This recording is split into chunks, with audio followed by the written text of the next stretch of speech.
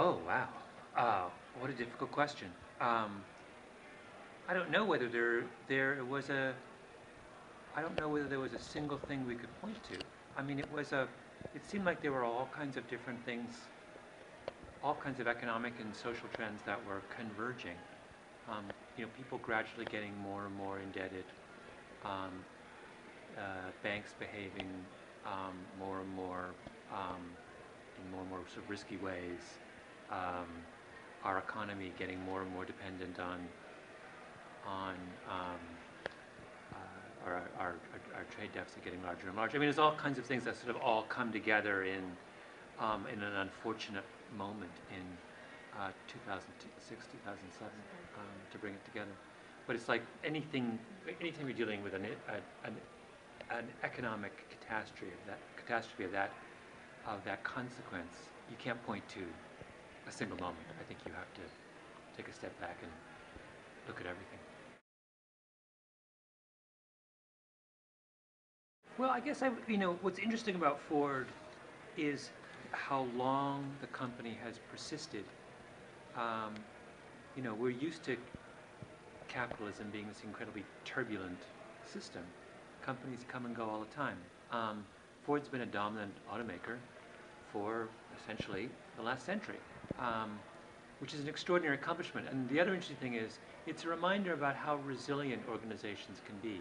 Um, I'm sure people at Ford would be the first to admit, the first to list all of the mistakes this company has made over the last 50 years. It's a long list, right? But that's actually a kind of a badge of honor because it says that this is a company that can make mistakes, learn from them, be resilient, bounce back. And that's the test of greatness because no one's ever going to be perfect. The issue is, can you go through an unbelievably difficult stretch, as the last couple of years have been, and come out smiling? And the answer is this company did. And that's what I would, if I was someone else, that's what I'd want to learn from, is how well this organization has dealt with adversity over the years.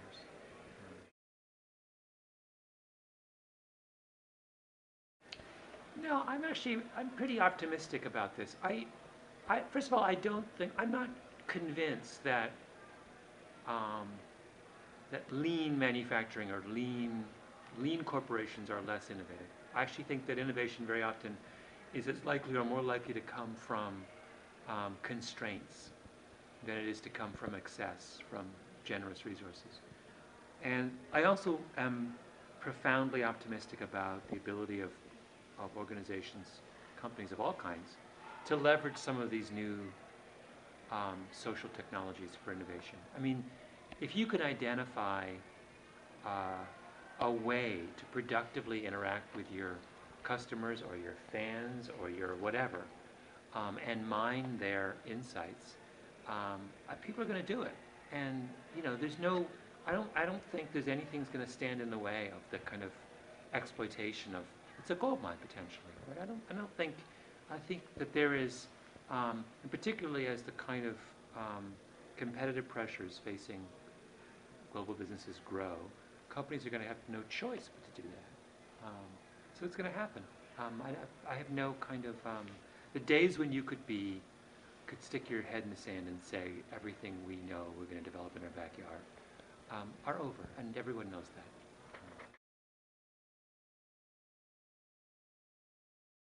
Well, I mean, I think there are cycles. In all of these things, we go through cycles where there is a kind of race to the bottom, where manufacturers have a lot of power over retailers, where it's harder for smaller kind of niche players to make a living. But then we go through cycles where everything is reversed. And I think there is a kind of, I think we ought to think of these trends as they're not permanent trends. They're simply moments when one side has the upper hand, and then what happens is the other side learns and adapts. Smaller quality niche players will absolutely come back when they figure out a better value proposition, right? And that's what they're doing right now. As they are suffering right now, they're also thinking, and they're saying, maybe we have been failing because we haven't legitimately made a difference between what we're offering and what everyone else is offering. And when they figure out what that difference is, they'll return. You saw this, I'm a writer of books. You saw this with bookstores. Independent bookstores got clobbered by the chains, and everyone said they're going to die. They couldn't compete. All the same thing people always say. And then what happened? Well, now the chains are dying out, and a lot of the independents are coming back, right? Borders is the one that's in bankruptcy. Barnes & Noble is struggling, and yet there are all of these small bookstores that I see flourishing in all kinds of urban areas. Why? Because they figured out a better way to appeal to customers, to book lovers. So that's, my answer is, wait. The trend will always reverse as people learn from the particular adverse situation they're in. Well, the interesting thing about social media, of course, is if you look over the digital space in the last 5 years, it's littered with the carcasses of people, of companies that we were excited about and that didn't make it. Rupert Murdoch paid billions of dollars for MySpace a couple of years ago because everyone was convinced that was the next big thing, and it wasn't. Before Google, there was Alta Vista and Lycos and all these other search engines that didn't make it. AOL was so big it bought Time Warner, and now AOL probably won't be around in 6 months. So the rules in the digital space are very different from the rules in the older parts of the economy. It's just so turbulent. Everything's up in the air. And consumers are still working out what they want from the digital world. We don't really know what we want from Facebook yet. I think Facebook they'd be the first to tell you, they are a rapidly evolving platform. Whether they'll exist or if they exist, in what form they'll exist, they have no idea. And the other thing is that people don't have affection and loyalty to digital brands the way they do for old line brands. If I had a Focus RS right now, I would love it, right? I'd drive it every day. I would gaze at it longingly in the garage. I don't feel the same way about my Gmail account. It's a commodity service. If someone comes along with a better email service, I'll switch tomorrow. I'll just send a mass email to my friends saying I have a new email account, right? It's not that hard.